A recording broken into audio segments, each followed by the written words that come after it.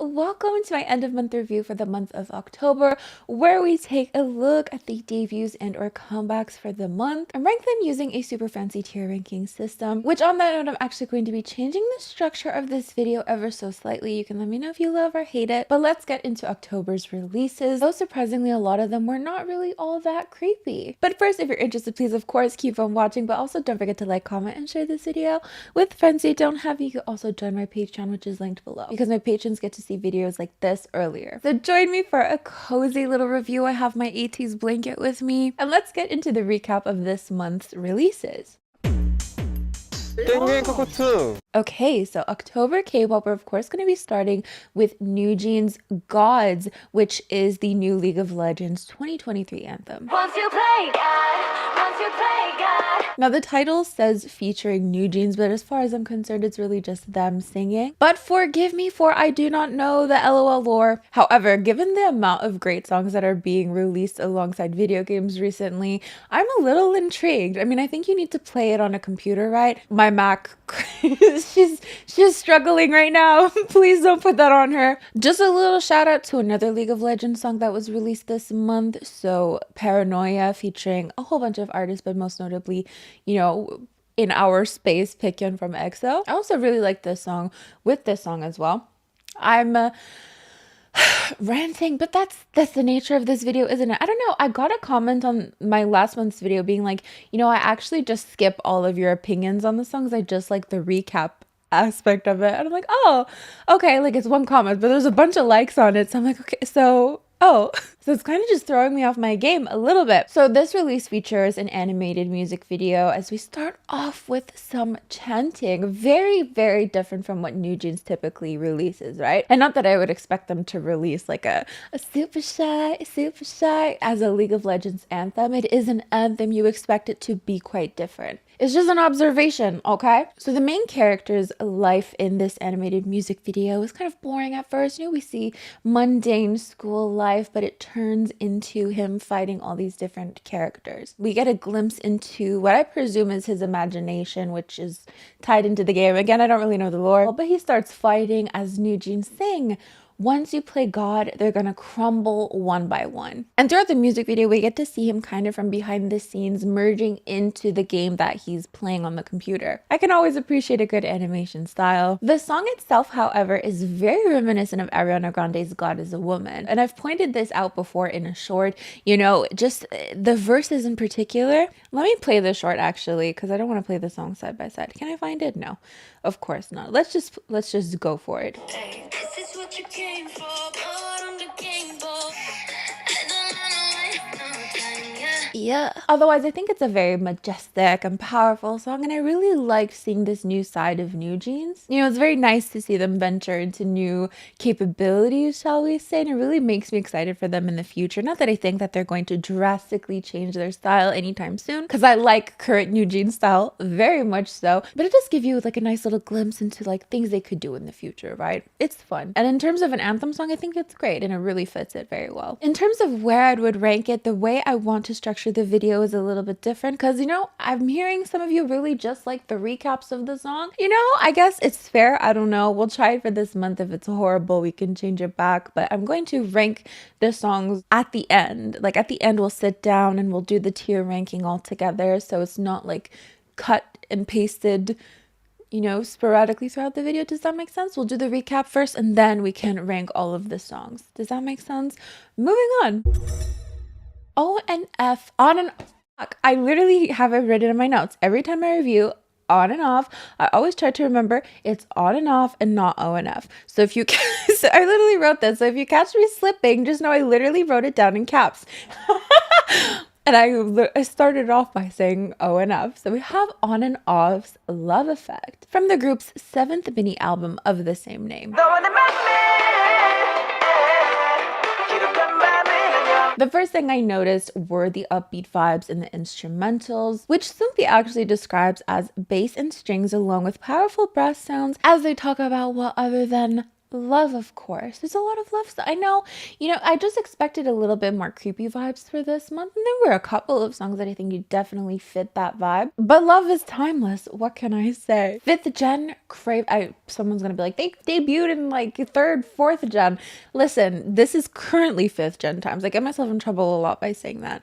When I say 5th gen, I just mean now, depending. You get it. I don't need to over explain it. As if my heart came to my ears, the pounding sound is so loud. As I get into the chorus of the song, I literally thought of their song Popping, which I ended up streaming, I think it was last summer. Hey you there, please don't sing sad songs. Would you consider these songs quite similar? Because that's all I could think of when I came to the chorus of them. Let's actually play both of the songs side by side. Maybe it's just a fact because the guy who sings, well, obviously he sings in both songs. I don't know if he sings the chorus in Popping, but there's a member in this group who has a very distinguishable voice, and maybe I'm just, thinking that his voice is quite similar. No, what am I saying? Of course, it's his same voice. Maybe I'm just remembering that distinguishable voice, and I'm thinking of Popping, but let's play them side by side. I think they're quite similar.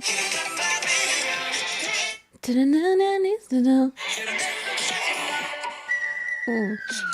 That part in particular reminded me of Popping. Well, that is Popping, but the other part reminded me. Oh my God, I don't know what's wrong with me today. So overall, similarly to Popping, it's a very fun, bright summer love song.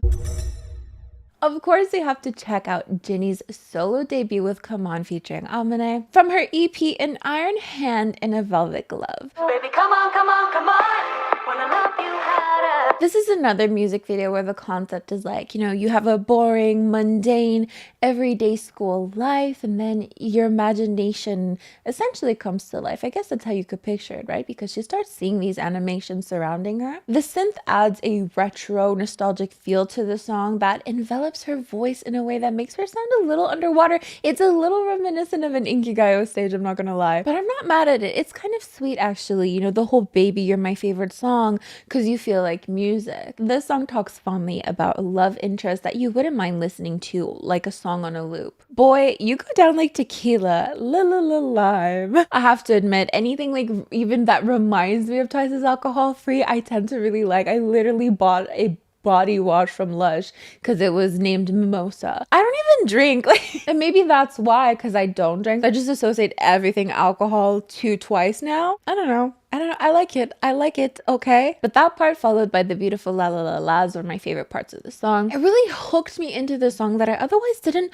super love immediately, because I heard the snippets on TikTok and I was like, all right. Now the rap did feel a little bit out of place, but it was quite short, so it wasn't the biggest deal ever.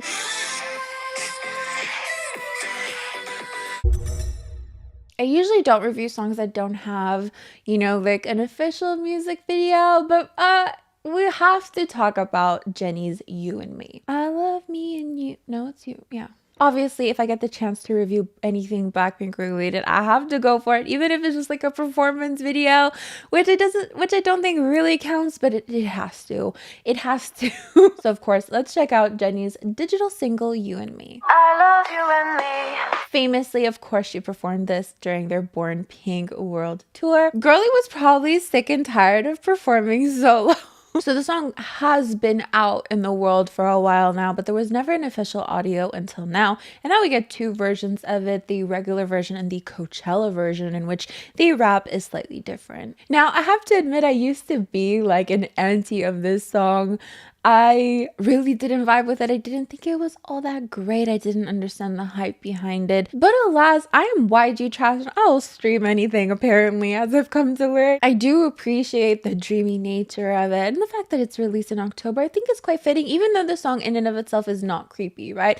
But we still have like these nighttime moonlit vibes that, again, aren't creepy, but still fitting for the month, I would think, right? And of course, the ballet core looks, everything. I ended up really loving this song a lot more than I anticipated, and specifically the Coachella one. I cannot listen to the regular one. It has to be the Coachella one. So of course, let me know in the comments which version you prefer. But overall, the song just truly evokes dancing in the moonlight, from the instrumentals to the dance performance, as Jennie sings about having your back in a confident way. And I love making parallels from YG artists to other YG artists. And I know no one's gonna agree with me, but I think there's parallels between watching this song and Pakbom's You and I. You and me, you and I. That's probably the extent of it, but fuck, I don't know. It's like the more confident older sister, despite it being the younger sister, technically. Listen, there are a bunch of crumbs that YG leaves between Blackpink and 21, and nobody wants to admit it because there's always been this like beef, and it's like an unspoken rule to not make the comparisons. But I dare to dream. Playing with Fire is literally a parallel song to Missing You by 21. Don't be afraid. I'm a little scared now though.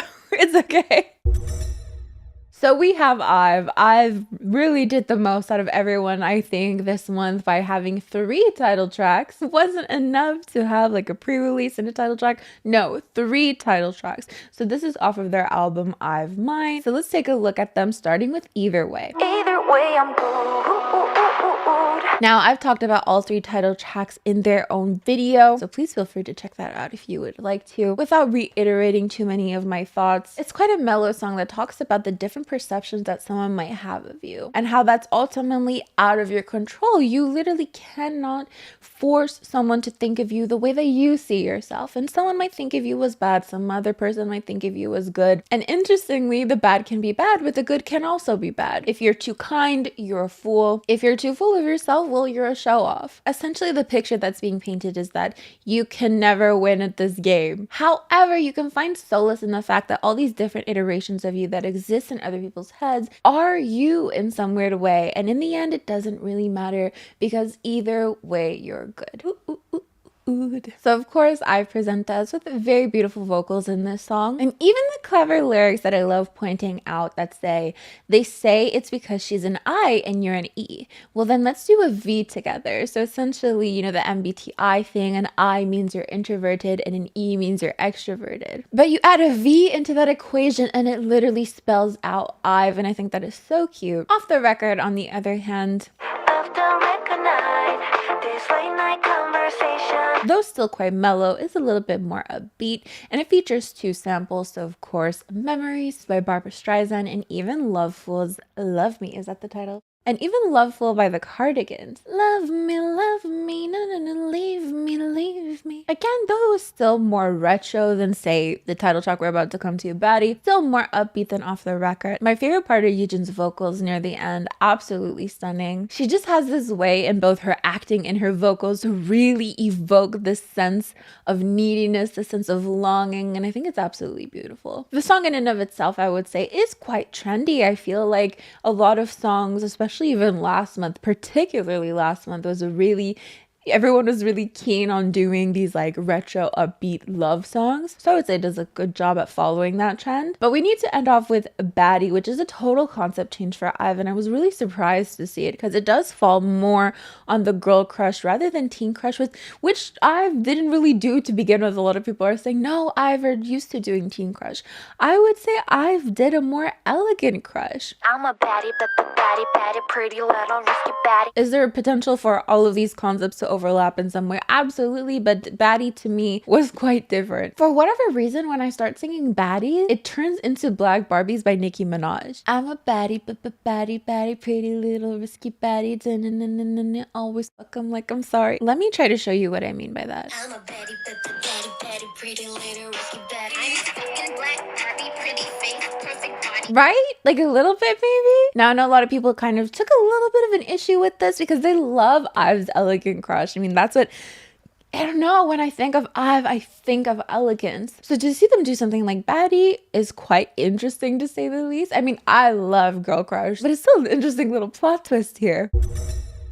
DSP have revealed their new girl group, Young Posse, and their title song is called Macaroni Cheese, so we have to check it out, obviously. Macaroni cheese, I got macaroni cheese. This is a second gen dream, I would say. It's quite colorful. It kind of goes against the whole boring core 5th gen thing that we've kind of been seeing, and it's making me rethink some things because I've been seeing a couple here and there like very bright 2nd gen inspired concepts. So maybe because I've been predicting left, right, and center that 5th gen is going to love boring core and that's what it's going to be. And then, you know, in a couple of generations, we might see a second gen resurgence. What if the cycles are just cycling so fast that within 5th gen, we're going to see boring core galore, but we're also going to see that second gen resurgence? It's really making me rethink things. I don't know, maybe these are just like anomaly songs that we're going to see here and there, as you do. Not everything is going to be the same all the time, right? Or is it a trend prediction? I don't know. So I would say this is a very fun debut song, as they literally started off by describing macaroni cheese in great detail, like the dish in detail. Like if this had been released 10 years ago, I don't think I would have batted an eye to it. I think it would have fitted very well. So in and of itself, because of that, it does stand out, I would say. Macaroni cheese. I mean, it's interesting. It's definitely interesting. Guys, we need to talk about NTC. Oh, who am I? I'm inventing groups left, right, and center here. Let's talk about NCT 127's comeback with Fact Check. Check the facts, go check that. Check the facts, go check that. Oh my god, guys, I did a reaction to this for my patrons, and let me tell you, I've never fallen in love with an NCT song. Yeah. Point blank. You know, me and SM, we've had some beef in the past, but I feel like I've grown a lot as a person and I may be more tolerable. No. I'm literally trying to not be as problematic. Stop baiting me. No, but Fact Check is really good. I love this song. I absolutely fell in love with the beat as soon as it started playing, and I was anticipating that chorus, and it came and it ended up coming out perfectly. It makes me wanna shake my booty. What can I say? But this song literally talks about proper journalism. Fact check. Anyways, this song is incredibly catchy.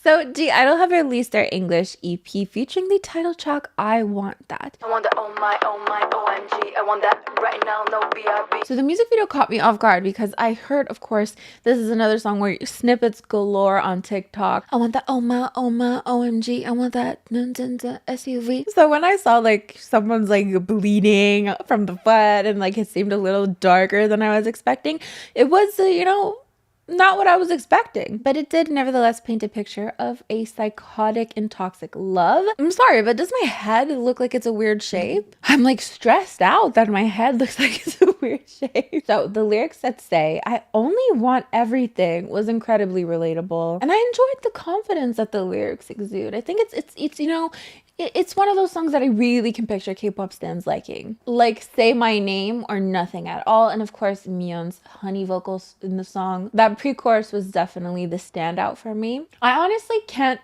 listen to the song without hearing the lyrics Ain't No SSERAFIM, however.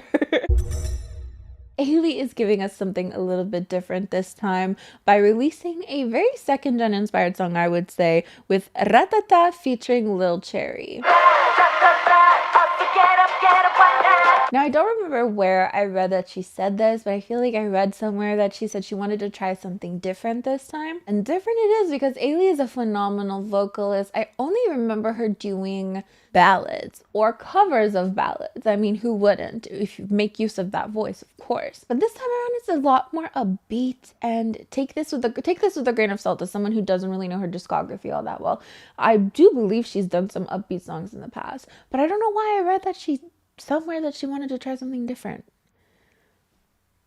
But she's done upbeat songs in the past, hasn't she? Anyways. But this song does feel very specifically like 2010.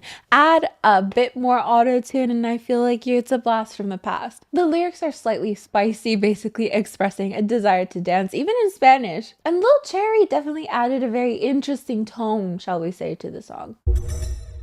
Chuu is on the list, of course. Now, this morning, I realized she did have a couple of releases, but I only have Howl as of now. I did hear a little bit of Underwater, and I was like, you know, I'm getting a feel for her sound, I think. And I think it's very dreamy, I would say. Very dreamy, very soft. But let's start off with Howl, which is technically, from what I read, her official solo debut.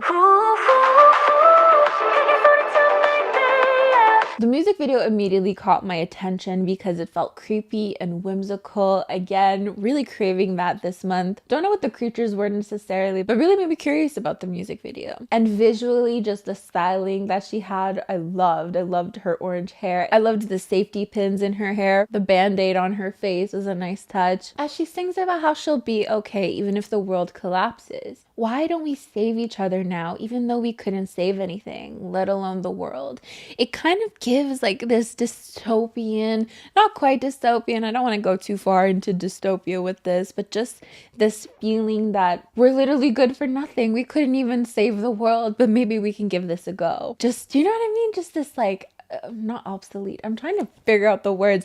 Just this feeling, this doomed feeling, but still wanting to persevere through that feeling. You know, the beginning gave me some creepy, whimsical vibes, but the song did end up being a lot funkier and more upbeat than I anticipated. With, of course, very encouraging lyrics that I can picture really soothing a lot of fans. Because it's like, we're here for each other. Even if God abandons me, you'll be here. And usually I'm not the biggest fan of funkier sounding songs, but I did enjoy this release. Lightsum made a comeback with Honey or Spice. Now, I have a confession to make because for the longest time, I thought that Lightsum sang this song by Ailee one, Que Sera? And I don't know why I thought that. I don't know why I thought that. So for the longest time, I was so excited for Lightsum to make a comeback, but then I realized they didn't even sing that song, so the excitement was a little bit misplaced. Absolutely no offense, right? I just thought they sang a song that they didn't sing. It's all good though. So with all that being said, of course, Lightsum said no to boring core K-pop because it's quite colorful, it's quite upbeat. Again, this is another reason why I think maybe there is a little space for a second gen resurgence in fifth gen, or again, maybe these couple of songs are a little bit of an anomaly, or it's a trend prediction. I don't know. Let me know in the comments what you think. But it was really fun, and the fact that it was food center was also really cute. A member was like chopping things with 2 knives while singing to the camera, and the killing part, of course, the honey, honey, honey, honey. Overall, quite an enjoyable song, I would say. Moving on to TXT with their release of the name chapter Free Fall featuring the title track Chasing That Feeling. So of course we went through a couple of pre-releases in the prior months, but now we finally have Chasing That Feeling. We start off the music video with what seems like a lightning bolt coming from the sky, but alas, it is TXT in the flesh, with Bongyu in his tiger print pants singing the lyrics, I turn my back on heaven, fall from the sky. So we see that literally represented in the music video, of course. This is another song that I heard plenty of times on TikTok, so I'm not too sure how to feel about it, particularly because it definitely reminds me of a Coldplay song. So every time I hear it, you know, chasing that feeling, and this is how I rule the world. Do you hear it? Let me show you.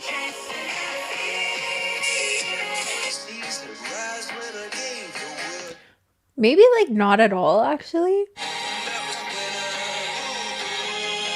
I literally don't know anymore. Why did I think of that song? I don't know. But anyways, I feel like the transition from the verse to the chorus was like so smooth to the point that you almost didn't notice that change. And like when the chorus was done, you were like, oh, like I almost, what happened? But I do like the dreamy vibes of this song, particularly the I keep chasing that feeling, it's all I know.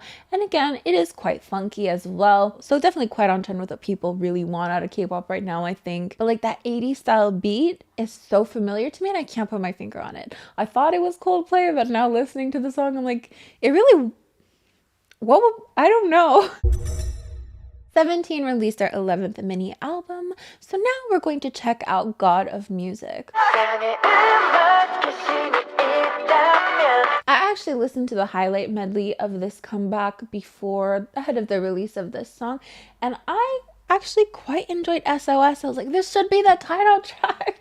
But hearing everything, like I get it, but we could talk about that later. So God of Music starts out in a world where, you know, music is lost.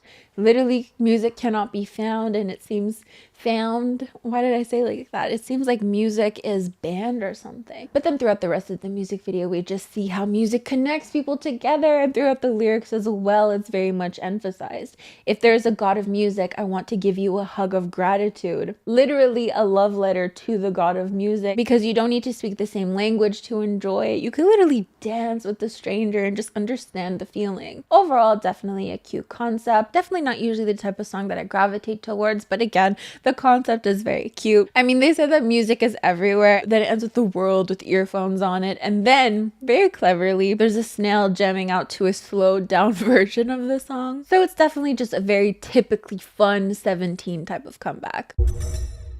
Next up, we have Gum by Jessi, which is her first release under her new label, More Vision.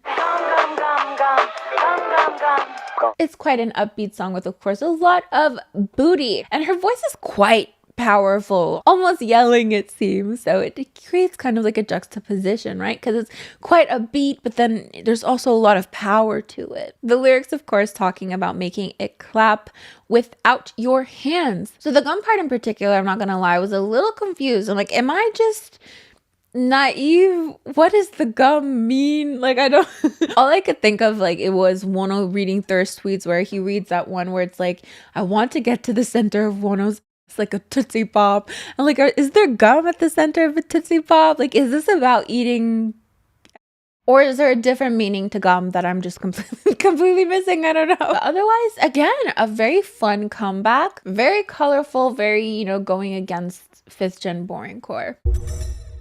A cute Tetris theme for NiziU's Korean debut. I was really intrigued to hear Heartris from their single album Press Play.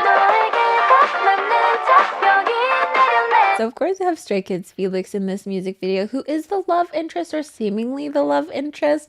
This music video got spoiled to me before I watched it on TikTok, of course. Everyone pointing out that actually in the end they were not thirsting over Felix, or rather they just wanted his keyring. Which maybe there's like NiziU lore about these keyrings, because they're also trying to catch one last keyring to put in their keyring display. I don't know. I mean, they could have just asked him nicely, or just simply stolen it instead of committing a crime to get that keyring. But, you know, I don't know. Physical harm and possibly entrapment? Anyone? I don't know. Me acting like I know what law is. The lyrics are actually quite cute and in line with the Tetris theme, right? Because they say, when your neon perfectly matches my kiok, which is the Korean letters, right? But it's also quite matching to the Tetris forms. It's another cute love song that I think is quite trendy, again with the retro nature of it. And there were some cute like little video game instrumentals to add to the whole theme of it all as well. But I could definitely picture Twice singing this. Like, there were a lot of Twice vibes, I would say, throughout the song. From his 4th mini album, we have the much anticipated Guilty by Taemin. So of course, this has been hyped up to hell on TikTok, especially. Like, I think Taemin said something about like it's I don't even remember what he said, but everyone was freaking out about what he described it was going to be like. And we do start off with lots of creepy, dark vibes as he whispers to us the vague border between good and bad, before singing in falsetto about feeling GUILTY. You ain't got no alibi, you're guilty. Oh, that actually literally fits quite well. So there's this theme in this music video of breaking free, you know, that he's being controlled, with the scenes of him dancing alone in the street juxtaposed with these scenes of him physically being moved by someone else. So I would say, of course, the artistry is quite beautiful. When is it not with Taemin? I understand why people get so excited. It is always so lovely to see, especially with the killing point of the hand through the shirt choreography, and even the skirt. Of course, we love skirts. And again, the creepy vibes, we love it for this month. I'd be really curious to see what the live stages look like in terms of how those backup dancers are used. So I'm definitely intrigued. After Get a Guitar, of course, RIIZE have very quickly made their first comeback. You know what? The time span between Get a Guitar and now Talk Sexy, it really wasn't that long, was it? I'm just thinking in terms of like, it could have been like 2 title tracks, or it could have been, you know, like i-dle did. You know, it's all semantics. That's all it is. Right off the bat, I was really reminded of Talk Dirty by Jason Derulo because they're similar, like brass instrumentals, right? And then, of course, you know, the talk in the title, Talk Sexy, Talk Dirty. It's like the same branch of a dissimilar thing. I don't know. I did quite like Wonbin's first verse, so run it quick, babe. Pique that interest like it's clickbait. I actually did a reaction to this as well as the SSERAFIM's Perfect Night for my patrons. In theory, I think, you know, the concept is quite cute. You know, Talk Sexy. It's a play on Talk Sexy. And I do think it fits with their title track, their first debut title track, Get a Guitar. If you want something to play with, get a guitar. Like it's a clever wording of things. I'm personally not the biggest fan of like the trumpet, saxophone, brass sounding things, but you know, at the end of the day, I would literally die for Shataro, so I don't know. So we have another video game song with SSERAFIM's collaboration with Overwatch 2 and their release of Perfect Night. I've never played Overwatch, let alone Overwatch 2, but I have to say I do enjoy this song. And it's quite addictive, and I would say on the basis of course, the sound itself, but like the sound alone is not enough for me. But paired with that choreography is really where it sucks you in. Like, I don't know, I'm just being attacked left, right, and center by all these fan cams, and it's like mesmerizing. I don't know, like the algorithm is algorithming because I watched one Sakura fan cam and then it's like, oh, you watched the entirety of this fan cam, let me show you Yunjin's fan cam, oh, let's show you Taewon's fan cam, and it's just like these cute pink outfits and just lots of booty shaking, and I don't know, I'm trapped. The song is just so on theme, like it's a perfect night, and I just feel these neon light vibes, and of course the lyrics are so cute too, like me and my girlies, we gon' party till it's early, got me feeling otherworldly tonight. So I would say quite addictive for sure. I mentioned earlier in the review that I thought Lightsum sang Kiss It Up by Ailee 1, but I saw that Ailee 1 had a comeback titled To My Boyfriend, so let's take a look. Let's take a look at the real group behind the song. If this was uploaded in 720p, like horrendous quality, I would believe this was an old ass song. Like at first I was saying second gen vibes, but maybe even first gen to an extent. I don't know. The instrumentals, the styling. I mean, not like necessarily the styling, just the fact that they're all wearing the same thing is quite retro. But what really is going to stand out if you listen to the song is the fact that it is unapologetically cute. The instrumentals are cute, the vibes are cute, everything is quite cute. And there's even an English version where I saw the lyrics and they're quite cute too. Like, I don't know, there's something about this song. I don't know, it just makes me feel bright and happy inside, I have to say. And it's quite refreshing because I don't remember hearing a cute, like unapologetically cute K-pop song in a really long time. Okay, now we have to talk about NCT's New Team, which I doubt is the real name. There's no way, right? It's kind of like KQ Fellas. It's not the real name of the group, but you're using it as like a substitute name for whatever reason. I don't even know why. I don't get it. NCT New Team sounds ridiculous, but like honestly, if that was ended up being the real name, I don't think I wouldn't be like, oh, shocker. But a lot of people think it's gonna be NCT Wish. I don't know that that's better, but anyways, this is the Japanese unit, and this was supposed to be NCT Tokyo, wasn't it? I'm a little confused. What's even more confusing, this is a pre-debut debut, so it's not technically a debut, it's a pre-debut debut. They're debuting, but it's a pre-debut debut. A pre-release at that. Again, it's all in the semantics. So initially with the baseball theme, I was thinking like, let's play ball, let's play ball. Yeah, you're my universe. But then like, as I started hearing the song, I wasn't joking anymore. It was quite reminiscent, right? Like they sound a little similar. I mean, I guess this is so NCT coded, and it sounds silly as hell to say that because it's literally NCT New Team, maybe NCT Wish, NCT Tokyo, who knows? You know, we can't sit here and be surprised that it sounds like an NCT song when it's literally another branch of NCT. But on that note, it really did remind me of that Let's Play Ball song, so I did have a little bit of trouble like distinguishing it as its own song. But yeah, typical SM, I would say. The instrumentals, very interesting, everything but the kitchen sink. What does that mean? But I mean it like actual like utensils, but I don't know that, but I don't think that's what it means. The chorus, however, I really did enjoy the chorus. It was quite magical, though there was a lot of repetition of hands up. Granted, that is the title of the song, and we do naturally, of course, have a little bit of a roller coaster throughout. So quite an interesting release, I would say. Sunmi's single Stranger is next. I think this is the only song really that went all in for those creepy vibes. What is happening to K-pop Halloween songs? So I definitely heard this song a lot on TikTok. So of course, when I started the music video itself, I heard that snippet that I've grown to know, but then it completely switched up on me a couple times. This is quite a roller coaster. Actually, this song really reminds me of Selena Gomez's Love You Like a Love Song.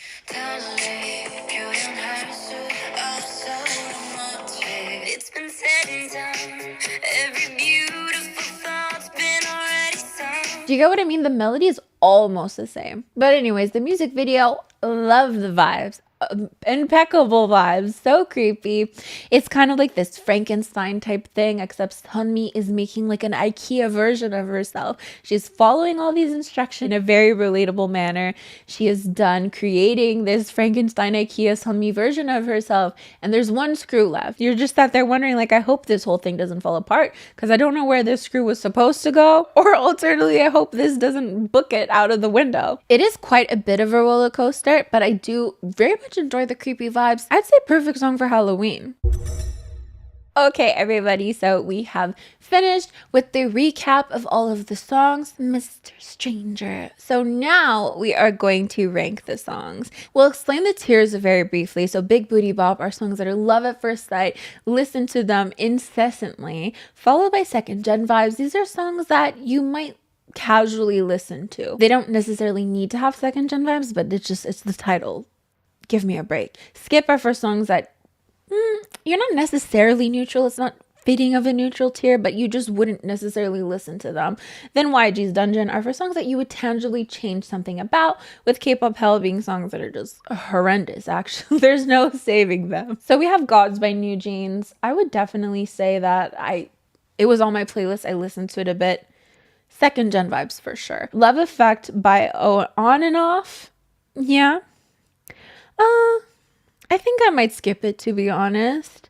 You and Me by Jennie. Big Booty Bop. I'm sorry. No, that's not. That was Jennie. The white circle threw me off. Jennie, come on. Second gen vibes for sure. With You and Me by Jennie, of course, Big Booty Bop. Of course. Either Way by IVE. Either way, I'm good. Ooh, ooh, ooh, ooh, ooh. I might have to skip it, as well as Off the Record. Yeah, definitely I would skip this one. Baddie definitely second gen vibes. Got a good stream out of that. Macaroni Cheese, second gen vibes for sure. I really enjoyed it as well. Fact check, Big Booty Bop. Absolutely, no question about that. i-dle, I want that. I would give it second gen vibes. I wouldn't mind listening to it. With Ratata, I would skip it personally. Howl by Chuu. It was very pretty. I didn't get the chance to listen to it though. So if there was something between skip and second gen, we'll go second gen for now. Honey or Spice? Oh, honey, honey, honey, honey. I might skip it for now, but it could definitely grow on me for sure. Chasing That Feeling. We might skip it for now. With God of Music. It's really not my favorite release of 17. Maybe a nice skip. Skip is fine, I think. Gum. We'll skip that as well. NiziU. We'll skip it as well. Guilty. That's the thing with Guilty. Like, again, I appreciate the artistry and everything, but I don't know that I would listen to it. So we'll skip it as well. Talk Sexy. So much potential for Talk Sexy. And I did like some of the elements, especially I think it was the bridge of the song. I think the bridge could have been the chorus. So for that reason, I think I would put it into YG's Dungeon. There are a couple of things that I would change about it to make it more my style. Perfect Night. Oh, we totally forgot the grower tier. I think we should add the grower tier above skip. Add a row above grower. Because I didn't love the song at first, but it definitely grew on me. On that note, then Jennie's song also would be better for grower because we did not get along at first. Then Ailee one song. Second gen vibes, I would say. Then NCT New Team. YG's Dungeon as well. There are a couple of things that I would change about it. Because again, I like the chorus. It's very intriguing. But yeah, a couple of things I would change about it. And then Stranger by Sunmi. Mr. Stranger, running into danger. Gotta get to know ya. It's difficult because I do, again, appreciate the whole... I appreciate it, but I don't know that I would listen to it necessarily. So we might have to skip this one as well. So here we have it at the end, all of my rankings. So with all that done, let's check out my top 10 songs of the month. Get it? This song deserves the #1 spot. I don't know what it is. I feel like it came out a while ago, didn't it? Like I remember hearing it on TikTok a lot. Get it? 짱 예쁘다. 같이 놀래? But of course, that version doesn't exist. So I settled for the original one, it seems. I love it. I love it. You and Me, of course, the Coachella version by Jennie. Bite Me by Hype. And I mentioned to you guys, I think in a news video, that I've been really enjoying this song. I will never forgive anyone for changing that choreography. Paranoia, Heart Still, League of Legends, Picken, Toby Lou, Ozzy, Cal Scrubby. Another great song. Tricky House by Psychers. Originally, I think they debuted with Tricky House and Rockstar, I think. I liked Rockstar a lot more before, but now I'm really into Tricky House. Candy by NCT Dream is just so like... I never really listened to the original, but it just feels so nostalgic and happy, and I love those happy vibes. Killing Me by Chungha, of course. Fact Check by NCT 127. Unpreview. Been literally pronouncing it unpreview in my head this whole time, but I think it's like a preview. Then Alone with Nicki Minaj, Kim Petras. So these are the top 10 songs of my Spotify of the month. Let me know in the comments below what your favorite songs and least favorite songs of the month were. As for me, I'm gonna get going. Don't forget to like, comment, and share this video with the friends you don't have. My patrons got to see this video a day early. Thank you so much for joining me, and I will see you guys next time. Bye! Get it? 超かわいい